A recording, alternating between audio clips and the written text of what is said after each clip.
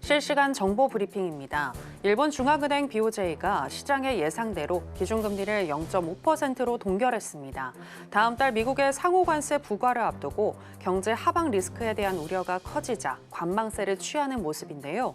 일본은행은 금융정책결정회의에서 각국 통상 정책 움직임과 해외 경제, 물가 및 자원 가격 동향 등 일본의 경제와 물가를 둘러싼 불확실성이 여전히 높다며 기준금리를 조정하지 않고 유지하기로 결정했다고 밝혔습니다.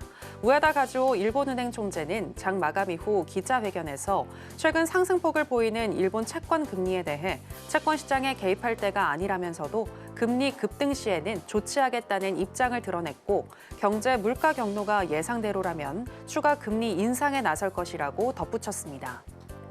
미 연준의 통화정책회의 결과 발표를 앞두고 관세 정책에 따른 경기 침체 우려로 금리를 동결할 것이라는 분석이 지배적입니다. 월스트리트 저널은 관세 정책이 상호 연결된 글로벌 공급망을 흔들면서 무질서한 비용 지출로 기업들의 투자가 억제될 것이라며 올해 1, 2회 금리 인하를 전망했고 보스턴 연방준비은행 총재를 지낸 에릭 로젠그렌은 앞으로 6개월 동안은 연준이 조치를 취하지 않을 것이라며 금리 결정이 대부분 보류될 것으로 내다봤습니다. 더불어 블랙록의 채권 최고 투자 책임자는 시장은 파월 의장이 경기가 둔화되면 금리를 인하할 준비가 되어 있다는 비둘기적인 발언을 해주기를 기대하겠지만 현재 인플레이션이 연준의 목표치인 2%를 크게 웃도는 상황에서 파월 의장이 어떻게 비둘기가 될 수 있겠나라고 반문했습니다. 뱅크 오브 아메리카가 현지 시각 18일에 발표한 글로벌 펀드 매니저 설문조사에 따르면 171명의 펀드 매니저들 가운데 71%가 트럼프 행정부가 불지핀 무역 전쟁으로 향후 12개월 이내에 스태그플레이션이 세계 경제를 강타할 것으로 예상했습니다. 스태그플레이션에 대한 이 같은 우려는 2023년 11월 이후 최고 수준입니다. 푸틴 러시아 대통령이 트럼프 미국 대통령과의 전화 통화를 통해 러시아와 우크라이나의 에너지 및 인프라 시설 공격을 30일간 중단하는 데 동의했습니다. 더불어 향후 흑해 해상에서의 휴전 이행과 전면적인 휴전에 관한 협상에 즉각 착수하는 것에도 합의했는데요. 젤렌스키 우크라이나 대통령도 이번 부분 휴전 합의에 지지한다는 입장을 표명하며 향후 미국으로부터 세부 사항을 받길 바란다고 언급했습니다. 이렇듯 전쟁 휴전 협상 진행에 따라 러시아산 석유에 대한 제재가 완화될 것이라는 기대감에 공급 불안이 다소 낮아지는 모습입니다.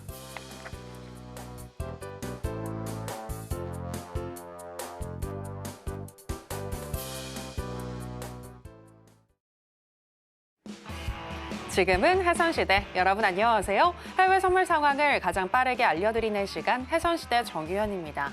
어제 미국 시장은 젠슨항 엔비디아 CEO가 GTC에서 차세대 GPU를 공개했고 러우 전쟁에 단계적으로 휴전에 돌입할 것이라는 소식이 나왔지만 FOMC 회의 결과를 앞둔 경계감이 짙은 가운데 주요 3대 지수 모두 하락으로 마감을 했습니다. 하지만 오늘 같은 경우에는 일단 뉴욕의 3대 지수 모두 다 상승으로 출발을 했고요. 일단 현재 투자자들은 연준이 금리를 동결할 것으로 전망하고 있는 가운데 이후에 점도표와 또 제롬 파월 연준 의장이 어떤 발언을 할지 이 부분에 더욱더 주목을 하고 있는데요. 어떤 내용들이 담길 수 있을지 미리 예측해보고 꼼꼼하게 대응 전략 짜보도록 하겠습니다. 자, 그럼 본격적인 시작 전에 주요 경제지표 일정부터 만나보고 오시죠.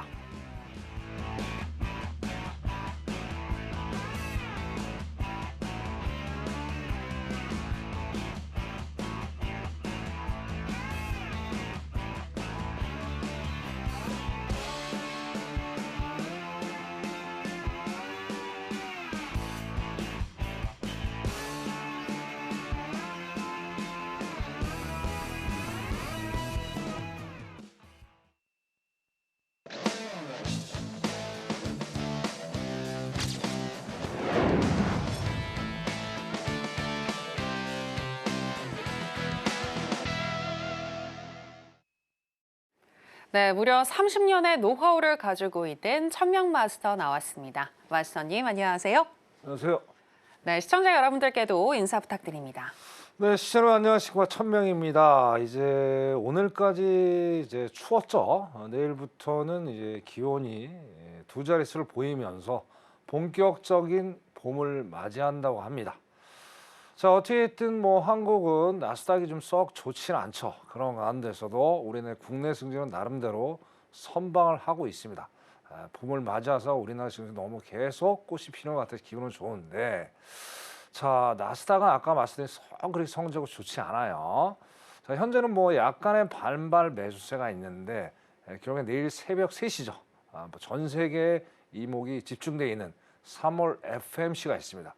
비그 FMC라고 하죠. 즉 세비 또 점도표, 금리 여러 가지 것들이 이제 발표가 되는 아주 중요한 변곡점이 될 거다. 이렇게 말씀을 드리고 또 이와 맞물려 또 이제 3대 지수 월몰이 바뀌는 거죠. 현재는 오늘까지는 1분기 몰이고요. 내일부터는 2분기 몰로 넘어갑니다. 참 이상하게 또 얽히고 설켜 있어요. 자, 그만큼 오늘 아닌 내일 새벽이 너무나도 중요한 그런 하루가 될 거라고 저는 생각합니다. 물론 주식하시는 분들이나 우리 파생을 하시는 분들은 아주 공통적인 그런 집중해야 될 아주 중요한 그런 키포인트가 아닐까 생각을 해요. 그러니까 앞에 자막 보시고요. 지금 주식하시는 분들이나 또 파생하시는 분들 미리 입장하십시오. 제가 거기 자료 또 많이 드리고 내일 또 무료 공개 방송이 있으니까 그 2분기 얼마 안 남았잖아요. 그죠? 한 며칠 있으면 이제 한 일주일 지나면 또 2분기로 넘어가니까 그때 우리가 미리 우리가 준비하는 현명한 또 스마트한 그런 우리 투자자가 됐으면 좋겠습니다. 자, 오늘도 1시간 동안 많은 자료 준비해 왔으니까요. 채널 집중하시고 끝까지 시청해 주시면 감사하겠습니다. 잠시 후에 또 말씀이 이어나가도록 그렇게 하겠습니다. 이상입니다. 네, 이번 주에 대형 이벤트라고 할 수 있는 FOMC 회의 결과 발표가 곧 새벽 3시에 발표가 될 텐데요. 그리고 또 주요 상품들의 월물 교체도 이루어지는 만큼 오늘이 그러니까 이제 새벽이 좀 변곡점이 될 수 있을 것 같다라고 전망을 해주셨는데 과연 이 변곡점을 앞두고 마스터님은 어디에 집중하고 계실지 오늘 1시간 동안 저희와 함께 하시면서 잘 들어보시길 바라겠고요. 그리고 방송 이후에도 천명 마스터님과 함께 하실 수 있는 방법 지금 하단에 나가고 있습니다. FOMC에서 결과 발표 이후에 또 내일 있을 무료 공개 방송 진행을 해주시는 만큼 내일은 꼭꼭 천명 마스터님과 함께 해보시고 앞으로의 대응 전략도 잘 짜보시길 바랄게요. 자, 그럼 해선시대 본격적으로 출발해 보도록 하겠습니다. 먼저 나스 선물부터 현재 시세와 더불어서 이슈 체크 전략까지 챙겨보겠습니다. 네, 나스닥 선물 차트 살펴보시겠습니다. FOMC 회의 결과를 앞두고 보합권에서 움직이는 듯 하더니 오늘 개장 빨간불을 켜면서 출발을 했고요. 개장 이후에 우상향하는 흐름이 나타나면서 11시 7분경에는 19,892포인트 선까지 터치를 했습니다. 계속해서 상승폭을 높여가고 있는 현재 나스닥 선물인데요. 현재는 0.95% 정도 상승한 19,891포인트 선 지나가고 있습니다. 자, 그러면 나스닥과 관련한 이슈도 이야기 나눠보도록 하겠습니다. 네, 현재 미국에서 FOMC 회의가 한창 진행 중인 가운데 이제 곧 새벽 3시에 어떤 내용들이 발표될지 많은 분들께서 집중을 하고 계신데요. 마스터님, 현재 시장에서는 금리 동결을 거의 당연시하는 분위기이고 점도표와 또 제롬 파월 연준 의장이 어떤 발언을 할지 이 부분 주목하고 있잖아요. 그렇죠. 마스터님 어떻게 예상하시나요? 참 지금 예상은 뭐 복잡합니다. 네. 복잡한데 이제 파월이 제일 머리가 아플 거예요 지금. 파월이 너무나도 지금 머리가 아플 거예요. 왜냐하면 자 파월은 밑그림을 계속 그리고 있었어요. 노랜딩까지 나왔고 그러니까 나왔는데 결국엔 트럼프가 당선이 되면서 지금 머리가 상당히 다양하다고 지금 생각을 해요. 자 어쨌든 뭐 주사위는 던져졌습니다. 시청 여러분 그죠? 결과를 이제 내일 새벽 3시에 우리가 지켜보시는 분도 계시고 아니면 뭐 주무셨다가 아침에 일어나서 결과를 보시는 분도 계실 텐데 일단은 저의 내피셜, 그러니까 저의 예상이니까 오늘 어떻게 FOMC 결과물이 나오고 또 파월이 어떤 발언을 쏟아낼지에 대해서 미리 제가 말씀을 드리는 그런 시간을 좀 가져보도록 하겠습니다. 자, 그러면 과거로 한번 먼저 돌아가면서 과거 데이터를 한번 살펴보고요. 거기에 대한 내일 새벽에 나올 그런 데이터가 나오는지 예상을 한번 먼저 해보도록 하겠습니다. 자, 지금 오른쪽에 지금 보시는 화면이 이제 작년 12월이죠. 자, 저는 이제 그러니까 연준이 이제 FOMC가 열리는 게 1년에 총 8번이 있습니다. 근데 발표가 된 게 분기 말, 그러니까 3월, 6, 9, 10이 그렇게 되겠죠. 분기 말 향 세비라는 요런 이제 점도표, 그다음에 여러 가지 데이터들이 나오는 그 문서가 있어요. 그게 나오는 게 3월에. 그러니까 올 2020년 들어서 처음으로 나오는 데이터죠. 그래서 12월 거를 잠깐 보면서 올해 어떤 것들이 변하는지를 3월에 한번 보도록 할게요. 자, 일단 제일 상단에 보시면 자, 여기 GDP입니다. GDP.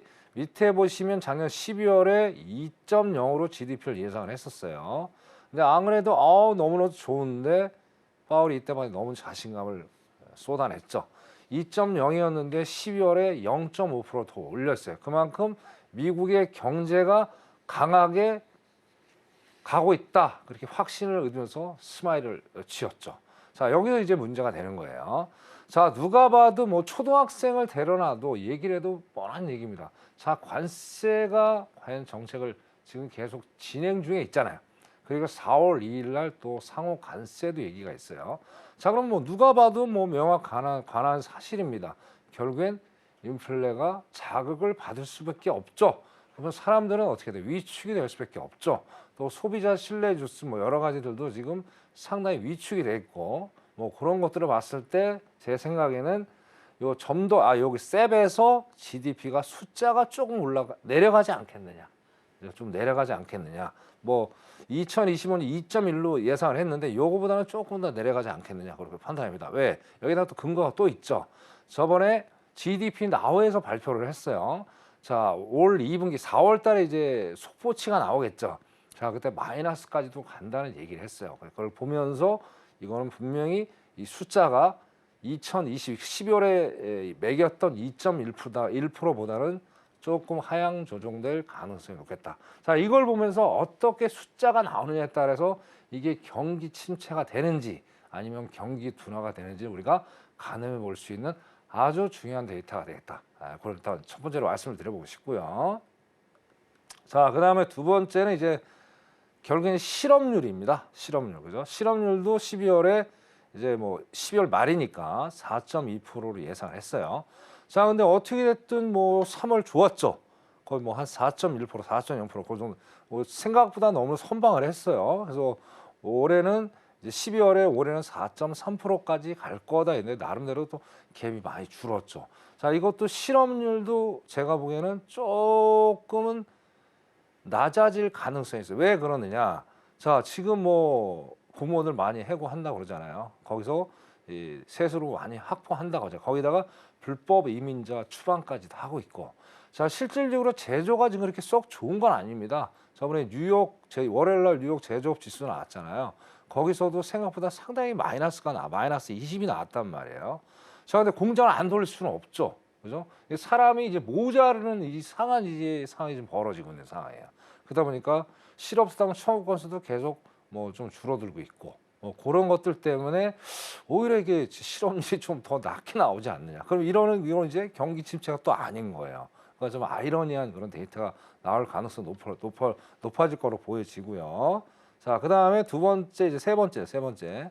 자, 세 번째는 PC 헤드라인입니다. 헤드라인. 자, 12월에 예상한 건 올해 한 2.5% 정도 예상을 했는데, 야, 이거보다 지금 숫자 거의 높죠. 상당히 높죠. 그래서 결국에는 헤드라인은 PC가 이거보다는 조금 높게 나올 가능성이 없다. 이게 염려스러운 거죠. 자, 연준이 그만큼 공을 들여서 계속 고금리 정책을 피면서 조금씩 두 단계 내려왔는데 여전히 꺾이지 않는 인플레이션. 그러다 보니까 여기서 또 어떻게 돼요? 파월 입장에서는 또 연준 위원들 입장에서는 야, 이거 쉽사리 금리를 내리겠다는 어떤 어나운스를 하게 되면 시장이 또 요동을 칠 수 있겠구나. 그런 염려가 또 있다는 얘기죠. 자, 밑에 한번 또 볼게요. 자, 코어죠. 이제 코어는 연준이 제일 핵심적으로 바라보는 그런 데이터예요. 자, 이것도 올해 2.5로 예상을 했는데 2.5보다 훨씬 지금 상회를 하고 있다는 얘기죠. 두 가지. 여기다 플러스에서 관세. 그렇게 되면 어떻게 돼요? 이건 당연히 숫자가 작년 12월보다는 높게 나올 수도 있겠다. 그럼 전반적으로 보면 어떻습니까? 결국에는 연준이 금리 인하를 할 명분이 전혀 없겠다는 얘기죠. 그래서 3월 달에 일단은 조금은 데이터 자체가 매파적으로 나올 가능성이 상당히 높겠다. 이렇게 말씀을 드리고요. 자, 결론적으로 저거죠. 자, 작년 12월에 올해 금리를 몇 번 인하할 것이냐가 제일 중요한 시장의 반응이었잖아요. 자, 밑에 보시면 3.9죠. 자, 그러면 올해 내려봤자 두 번 0.25, 0.25 그죠? 베이비 스텝에서 두 번을 내리겠다는 얘기죠. 그죠? 자, 이거는 변함이 없을 것 같다는 생각이 들어요. 왜? 관세에 대한 이슈가 분명히 4월 달부터 부각이 되겠죠.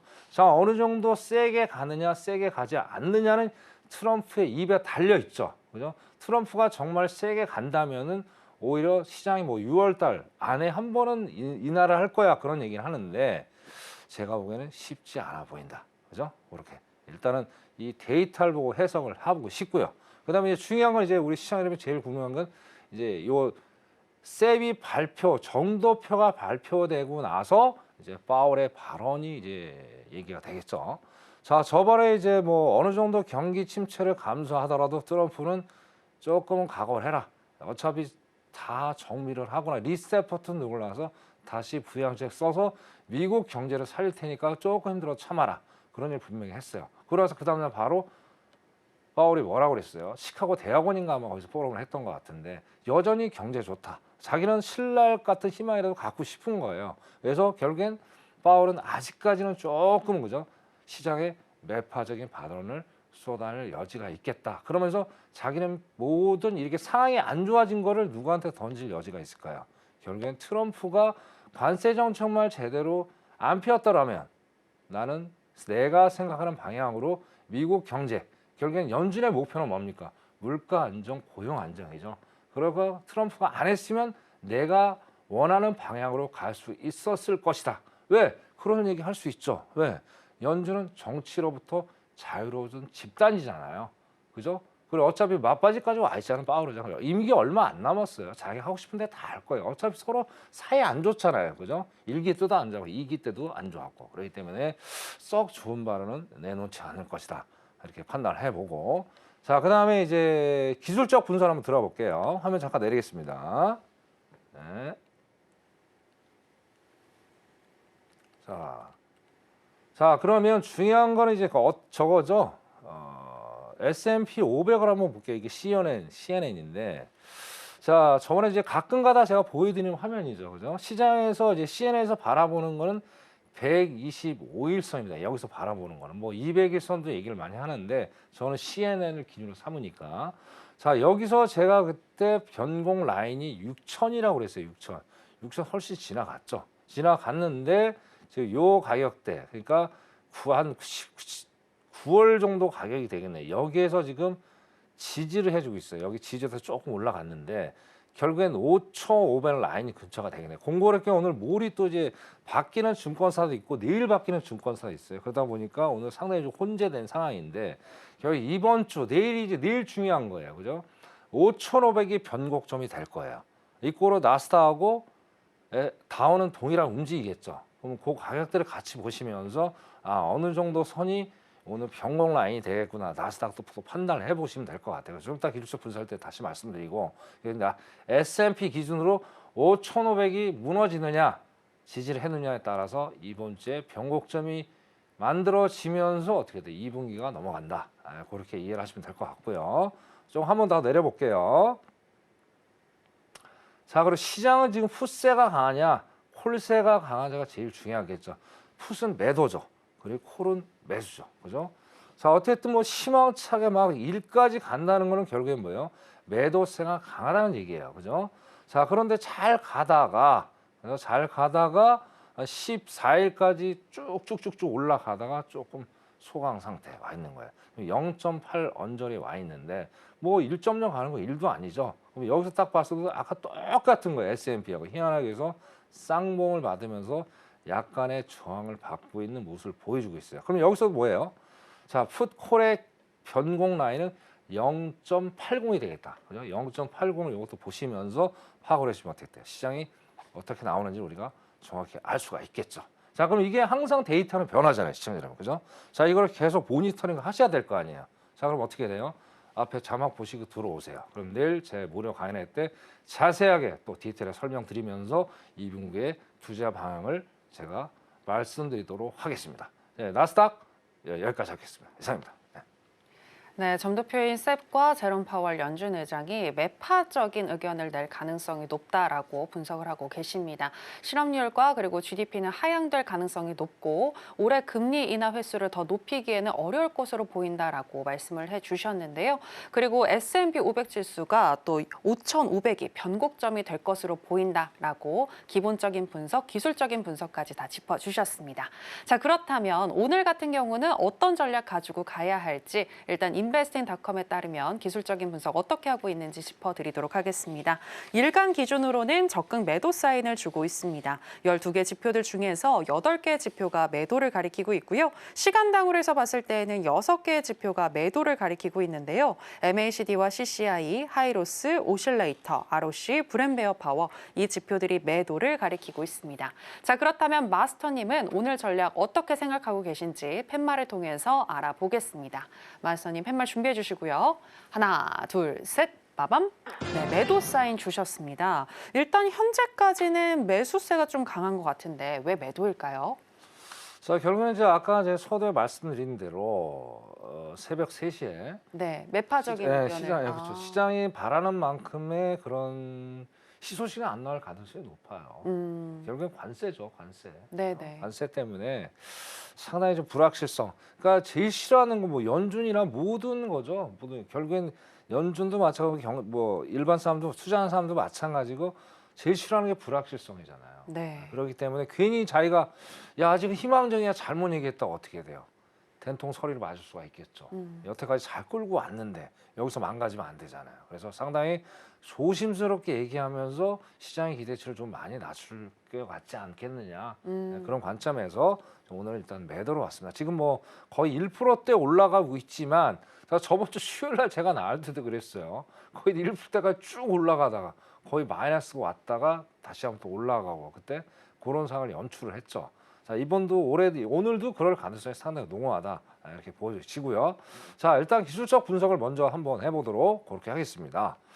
자, 일단은 증권사마다 아까 서두에 말씀드린 대로 증권사마다 약간 몰이 차이가 있어요. 저는 유진투자 선물을 오늘 가지고 저는 매일 방송을 하는 사람이니까 유진투자 선물 기준으로 오늘 3월 몰입니다. 네, 다른 증권사는 다르니까 그걸 참고적으로 우리 시청자분들 알아줬으면 좋겠다. 라고 말씀드리고요. 자, 또 주봉을 먼저 보겠습니다. 자, 전일 종가가 19,712였어요. 딱 보세요. 여기서 딱 뭐가 나왔어요? 캔들이 방향, 몸통이 거의 없죠. 어디로 갈지를 모르는 길 잃은 외기력이 지금 신세 캔들에 좀 놓여 있어요. 당연한 거죠. 수요일 뭐 내일 새벽 3시에 뭐 10만이 그걸 파월만이 그 얘기를 알겠죠. 파월은 뭐 지금 얘기를 안 할 거고. 그러니까 이 지금 세력가들 그 사람들은 어떻게 기대치를 높이려고 하는가 싶는데 결국엔 전일 종가에서 더 이상 올라가지 못하고 밀리고 있는 그런 상황을 좀 보여주고 있다는 얘기죠. 자, 그리고 4주 연속 지금 주봉이 장대 음봉이 만들어졌다는 얘기예요. 그러면 장기적인 관점으로 봤을 때 올라가기는 상당히 어렵지 않느냐 그렇게 판단해 보고요. 자, 그리고 이제 MACD 여기 오실레이트도 제일 중요하죠. 히스토그램이라고 그러죠. 자, 이것도 갈수록 히스토그램 막대기가 계속 길게 뻗어 나가는 거를 지금 볼 수가 있어요. 그러면 주봉으로 봤을 때는 어떻게 돼요? 오늘 현재는 상방이지만 충분히 전일 종가를 깨고 저항을 받고 내려갈 수 있는 충분한 어떤 기술적 분석이라고 저는 말씀을 드리고 싶고, 자, 그다음 일봉 한번 넘어가 볼게요. 자, 일봉도 짱 그렇습니다. 일봉도 똑같아요. 지금 뭐 19,700 언저리에서 거의 지금 그 일주일 가까이 왔다리 갔다리, 뭐 진폭은 좀 너무나도 진폭은 없지 않아 있지만 기술적으로 보더라도 지금 이평선의 이격이 상당히 크죠. 자, 5일선, 21선, 60일선은 아직 안 내려왔어요. 자, 60일까지 선까지 만약 우회항은 현재 하고는 있어요. 우회항하고 있는데 60일선까지 120선을 붕괴해서 내려오면 이거는 정확히 무슨 배열이죠? 역배열이죠. 역배열이기 때문에 이거는 일봉에서 20봉까지도 이게 배열이 같이 맞으면요, 이게 분봉하고 완전히 달라요. 이 정도 확실하게 꺾였다 이렇게 판단을 해볼 수가 있다라는 거죠. 그래서 오늘은 약간은 오늘도 마찬가지 여기는 또 다르죠. 히스토그램이 조금 매도세가 줄어들면서 외세가 좀 유입되는 걸로 보여지나 일단 기준은 주봉을 먼저 판단하셔야 돼요. 주봉은 아직도 하방의 압력을 받고 있다. 예, 변곡은 결국엔 새벽 3시다. 유념하시고 자 진입사 드릴게요. 자 이제 고가놀이를 딱 받아 하고 있네요. 고가놀이. 자 고점을 어느 정도 찍고 나서 아까 10시 반 미국 개장이 되면서 장대 항목이 뭐 어마어마하게 지금 장대 항목이 자 4개 정도 중간에 이제 뭐 음봉도 섞였지만 장대 항목 출혈이 됐죠. 결국에 아까 말씀 19712 전일 종가 부분에서 지금 차트를 보시더라도 저항을 한번 받아준 걸 우리가 확인할 수 있다는 얘기죠. 자 그럼 우리 진입가는 뭐가 될까요? 19,700까지 다시 한번 또 올라올 수도 있어요. 그죠? 왜? 이게 오늘 너무나도 변곡이 세일 수 있기 때문에 그래서 19,700까지 다시 올라왔다가 저항을 받아줘야 됩니다. 거기 저항을 받아주면 거기서 매도로 오늘은 짧게 수익을 내세요. 왜? 새벽 3시가 있기 때문에 언제든지 방향성 없이 변동폭이 세면서 튈 가능성이 있으니까 그 유념해서 그런 투자 전략으로 가셨으면 좋겠다. 이렇게 말씀을 드리고 싶습니다. 자, 나스닥 기술적 분석 여기까지 하도록 하겠습니다. 이상입니다. 네, 나스닥 선물 현재는 상승 중에 있지만 주봉으로 봤을 때 하방 압력을 받고 있고 곧 새벽 3시 이후에 이슈가 나오면은 매도로 반응을 해야 될 것 같다. 하방 압력을 더 받을 가능성이 높다라고 분석을 해주셨습니다. 따라서 타점 같은 경우에는 19,700포인트 저항을 받으면 매도로 진입해서 수익 내자라고 이렇게 의견을 주셨는데요. 지금 들으시면서 30년의 노하우가 그냥 있는 게 아니구나. 저절로 고수의 그 느낌이 느껴진다라고 지금 느끼시는 분들 많으실 것 같은데 고수 중에 고수 천명 마스터와 함께 하실 수 있는 방법 저희가 더 큰 화면으로 준비했습니다. 만나보실까요?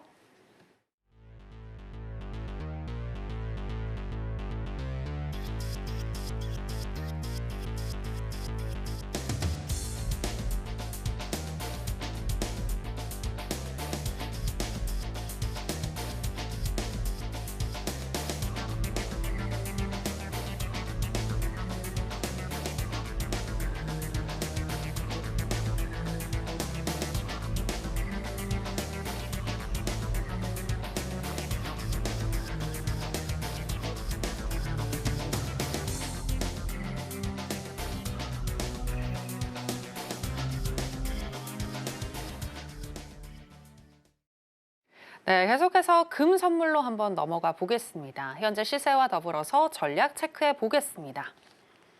네, 먼저 금 선물 차트 살펴보시겠습니다. 여전히 경기 둔화 우려가 남아 있고 관세 정책, 지정학적 리스크 등 여러 가지 불확실성 속에서 안전자산 선호 심리가 강해지는 분위기인데요. 하지만 현재는 다소 쉬어가는 양상 나타나고 있습니다. 약 보합권에서 움직이고 있는데요. 11시 23분경에는 3,033달러까지 떨어지기도 했고요. 현재는 0.1% 정도 하락한 3,037달러 선 지나가고 있습니다. 자, 그러면 바로 전략도 알아보겠습니다. 네, 금 선물 investing.com이 어떻게 기술적인 분석하고 있는지 일단 짚어드리겠습니다. 일간 기준으로는 적극 매수 사인을 주고 있습니다. 12개 지표들 중에서 8개의 지표가 매수를 가리키고 있고요. 시간당으로 해서 봤을 때에는 3개의 지표가 매수를 가리키고 있는데요. MACD와 ROC, 브랜베어 파워 이 지표들이 매수를 가리키고 있습니다. 자, 그렇다면 마스터님의 의견은 어떠하신지 팻말을 통해서 알아보겠습니다. 마스터님 팻말 준비해 주시고요. 하나, 둘, 셋, 빠밤. 매수 사인 주셨습니다. 네, 잠시 횡보 후에 다시금 올라갈 것이다. 이렇게 보시는 건가요? 그렇죠. 뭐 아까 앵커님 말씀하신 대로 일단 너무 불확실성이 크잖아요. 근데 네. 이제 사람들은 기본적이가잖아요. 좀 안전하고 좀 투명한데 투자하고 싶은 게 기본 인간의 습성이기 때문에 네. 골드로 지금 돈이 좀 몰려가고 있는 게 아닌가 그렇게 생각해요. 또 거기다가 또 자 기본적으로 우리가 달러하고 골드는 반비례 관계 있죠. 달러가 지금 전혀 맥을 못 추고 있습니다. 자 그래도 강달러 여전히 강달러예요. 근데 일부 돈들이 유로로도 많이 몰려가고 또 중국으로 몰려가다 보니까 달러 약세기 또 기축통화잖아요. 또 반비례 관계 있다 보니까 달러의 가치가 조금 하락하고 있다 보니까 지금 골드로 일부의 돈이 가고 있는 거. 물론 이제 안전 자산이 이제 10년물 미국 국채물도 맞지만 상당히 불확실성이 크죠. 잘못 투자했다가 역풍을 맞을 수 있어요. 왜? 10년물 국채가 4%대 밑으로 떨어지면 사람들 그쪽으로 많이 갈 거예요. 근데 또 여전히 4.2%, 3%에서 왔다리 갔다리 하고 있다는 거예요. 이게 변곡점이 되죠. 그러다 보니까 이거 좀 불안해. 그냥 안전하게 골드로 가자. 뭐 그런 식의 전략으로 지금 가고 있는 것 같아요. 어느새 벌써 3,000을 훌쩍 뛰어넘었어요. 그죠? 자, 기술적 분석을 보더라도 어떻습니까?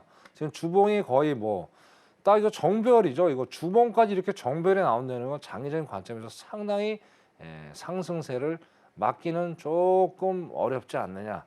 그렇게 보입니다. 그래서 3천에서 조금은 쉬어가는 듯 했으나 전일 종가를 훌쩍 띄워놓고 지금 3,052 오늘 고가가 3,052까지 벌써 올라와 있어요. 상당히 많이 올라온 거죠. 그리고 전일 종가를 여전히 주봉에서 봤을 때 지지를 해주고 있다. 그렇게 판단해 봅니다. 그래서 오늘 제가 매수 관점을 봤고요. 자, 일봉도 한번 보겠습니다. 자, 일봉도 마찬가지입니다. 일봉도 이것도 똑같이 배열, 특히 이제 5일 이평선이 엄청나게 각도 꺾였죠.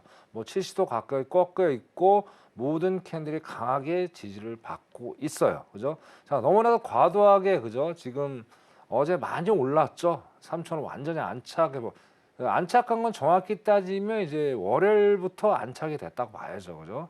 그때부터 연일 양봉이 출현했는데 오늘 요거를 뛰어넘으면 추가적으로 더 갈 수 있는 여지가 있어요. 그래서 분봉을 보면 상당히 애매한데, 자, 분봉을 보고 이제 지지가 말씀드릴게요. 자, 분봉이 3,030 정도, 3,030 정도에서 그래서 지지를 받아주면 이것도 오늘 짧게 드셔야죠. 왜? FMC가 영향을 아무래도 미칠 수밖에 없으니까 그런 식으로 투자했으면 좋겠다 말씀드리겠습니다.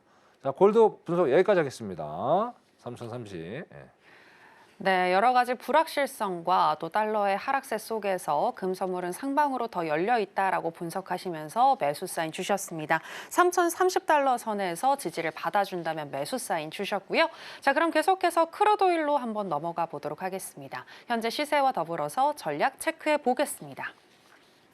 네, 크루드오일 선물 차트 살펴보시겠습니다. 트럼프와 푸틴 대통령이 장시간 통화를 통해서 단계적인 휴전 방안을 추진하기로 했고 젤렌스키 대통령하고도 현재 통화가 진행 중인 가운데 또 방금 전에 EIA가 원유 재고를 발표했습니다. 가솔린 재고와 원유 재고 모두 예측치보다 지금 상회하는 흐름 나타났는데요.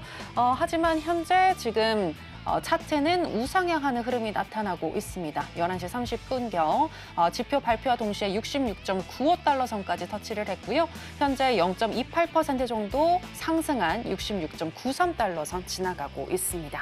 자, 그러면 전략도 한번 알아보겠습니다. 네, 인베스팅닷컴에 따르면 크루드오일 기술적인 분석 어떻게 하고 있는지 먼저 짚어드리겠습니다.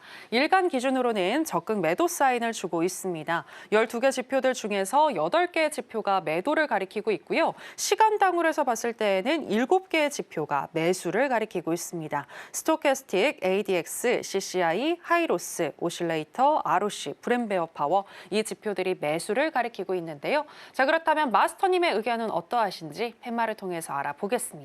마스터님 팻말 준비해 주시고요. 하나, 둘, 셋, 빠밤.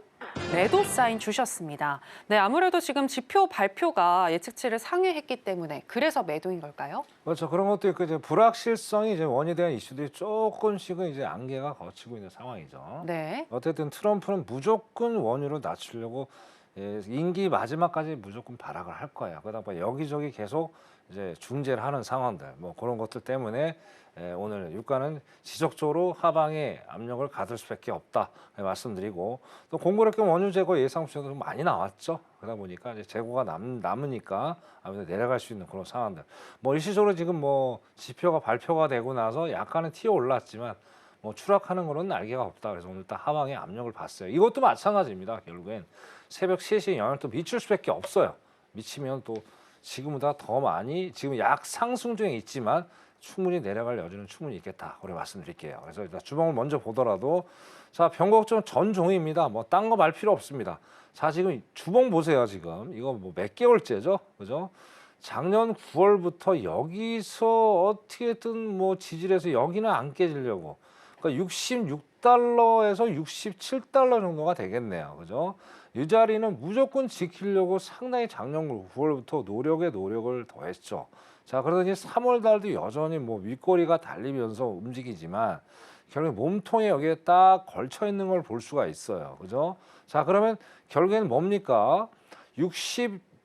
그냥 67달러고 얘기를 장기적인 관점에서 보시자고요. 자, 제가 오일은 제가 솔직히 말씀드릴게요, 여러분. 단타 매매는 상당히 어려워요. 장기적인 관점에서 일봉 정도 보시면서 그다음에 아니면 1시간봉, 4시간봉 보시면서 장기적인 투자 관점에서 매매하셔야지 휩소가 너무나도 많기 때문에 방향성 없이 가는 게 휩소라고 그러죠. 그렇기 때문에 그거는 좀 리스크를 감안하고 조금 잔타면은 자제할 것을 적극 권장을 드릴게요. 그래서 67달러를 붕괴해주고 지금 히스토그램도 지금 매도의 시그널을 보여주고 있어요. 그래서 67달러 확실한 붕괴한다. 그럼 거기서 추가로 우리가 안전하게 매도로 진입하는 걸 제가 권장을 드릴게요. 지금 그렇기 때문에 절대 무리하는 매매하면 안 된다. 그래 말씀드리고 자, 일본만 볼게요. 자, 일본도 정확합니다. 이거 뭐 거의 지금 3월 지금 뭐 1일부터 지금까지 계속 여기에 머물러 있고 저희도 여기서 보세요. 22평선 정확히 저항받고 있죠. 그러면 추가적으로 내려갈 수 있는 일봉상에도 그거는 충분한 여건을 만들어줬다. 그래 말씀드리고 중요한 건 이제 진입이죠. 제일 중요한 게 진입이니까. 자, 여기는 조금 더 올라갈 여지는 충분히 있어 보여요. 이걸 화면을 조금만 제가 줄여볼게요. 뒤에 걸 한번 봐야 되니까. 아, 여기 안 보이네. 자, 30분 봐야 되겠네. 잠깐만요. 네, 30분 여기 보이네요. 자, 그럼 30분모에다가 선 한번 그어 놓을게요. 그어 놓으시면 자, 67달러 근처가 딱 나오네요. 67달러. 그죠? 야, 67달러에서 타치를 하고 저항 받으면 여기서 매도의 관점. 이것도 오늘 짧게 가야죠. 3월 FOMC 있으니까 이렇게 해서 오늘 5일 투자 전략을 짰으면 좋겠습니다. 자, 5일 기술적 분석 여기까지 하도록 하겠습니다. 이상입니다. 네. 네, 기본적 기술적으로 보나 오늘 나온 지표로 보나 하락할 것 같다. 매도가 더 유리하겠다라고 분석을 해주셨는데요. 타점 같은 경우에는 67달러 선 저항을 받아준다면 짧게 한번 매도로 수익을 내보자라고 전략 주셨습니다. 자, 이렇게 오늘 다 지금 3가지 상품에 대해서 전략을 주셨는데 들으시면서 계속 이제 드는 생각이 아무래도 오늘 새벽 FOMC 회의 결과 발표 이후에 확실히 시장의 방향성이 정해질 것 같다라는 그런 생각 드셨을 것 같은데요. 내일 무료 공개 방송 들어오셔가지고 마스터님께 이러한 전략들 그리고 앞으로 어떻게 준비해야 할지 더 들어보시면 좋을 것 같은데 마스터님과 함께 하실 수 있는 방법 저희가 더 큰 화면으로 준비했습니다. 만나보실까요?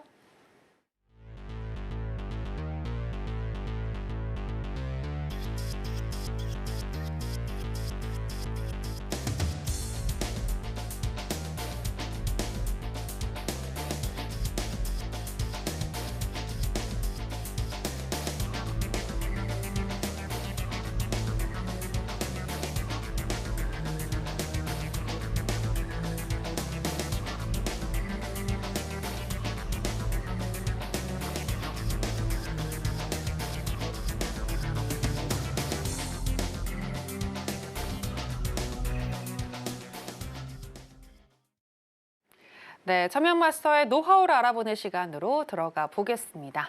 마스터님, 오늘 같은 경우는 신뢰도가 높은 보조 지표에 대해서 알려주신다고 하던데 어떤 보조 지표일까요? 너무 신뢰 높죠. 30년 네. 동안 사용했기 때문에. 네네. 저와 피와 땀과 열정이 묻어있는 아주 나이스한 보조 지표입니다. 오늘 제가 쉽게 설명을 해드릴 테니까 오늘 배워오셔서 여러분들 내일 바로 아니 지금 뭐 방송 끝나고도 써먹으시면 좋겠네요. 네. 설명을 좀 드리도록 하겠습니다. 자, 제가 항상 방송 나오면 아쉬운 게 그거예요. 시간이 아무래도 한정돼 있다 보니까 제가 100% 설명을 못 드리는 거에 대해서 안타까움이 있어요. 네. 그래도 어떡하겠습니까? 제가 주어진 시간 최선을 다할 테니까 자, 이거 말고도 조금 부족하다. 나는 뭔가 좀 디테일하게 천명에 대한 기법을 좀 배우고 싶고 여러 가지 좀 배우고 싶다. 그런 분들 계시면 자, 앞에 자막 보시고 들어오시면 제가 무료로 여러분들 공부 잘 하실 수 있게 뭐 주식 하시는 분들도 괜찮습니다. 주식 하시는 분들도 똑같이 차트로 활용하시면 되니까 들어오셔가지고 받아가셨으면 좋겠습니다. 자, 그럼 바로 시작을 할게요. 자, 그러면 가장 신뢰도가 높은 보조 지표를 왜 저는 MACD 오실레이터라고 얘기를 하느냐가 중요하겠죠. 그죠?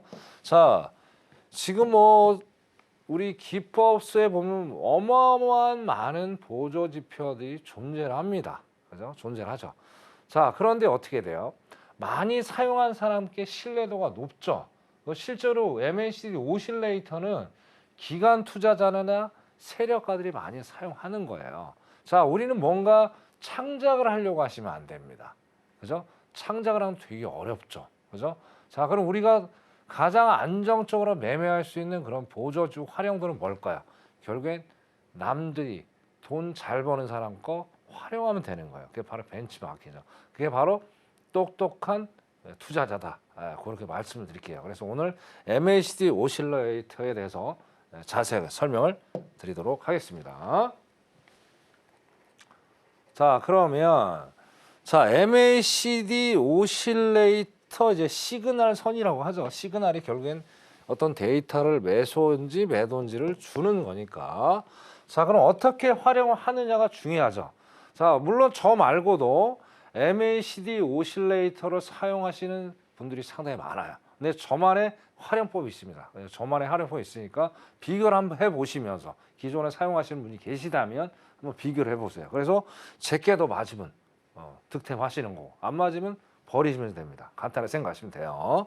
자, 그러면 우리가 뭐라고 그래요? 자, 사람들이 제일 안타까운 게 그래요. 자, 처음에 뭐 주식이 됐든 해외 선물이 됐든 뭐가 됐든 자, 처음에 입문하는데 알 게 많죠. 처음에는 되게 쉽게 접근을 해요. 야, 뭐 매수면 뭐 빨간 불 들어오면은 빨간 캔들 매수고 파란 건 매도야. 이것만 알면 돼. 그러면 돈 벌어.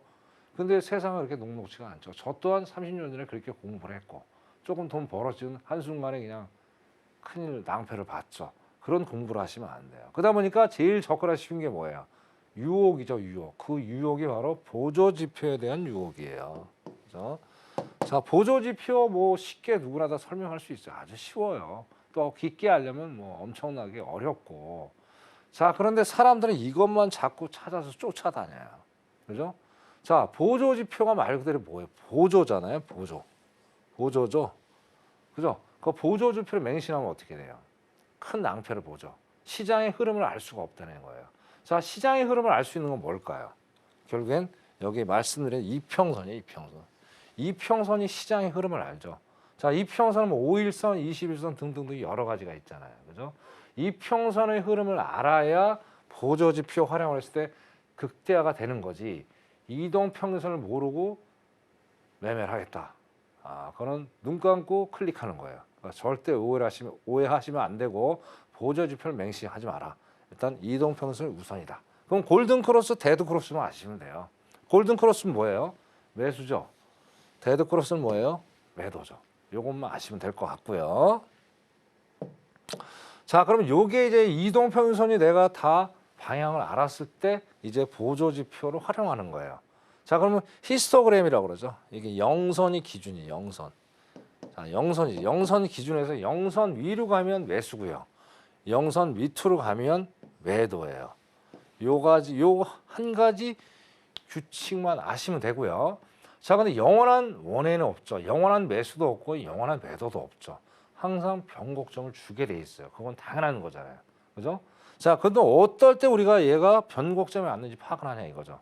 결국은 히스토그램이 자꾸 줄어드는 경우가 발생을 해요. 자, 그때는 미련 없이 청산하는 거예요. 왜?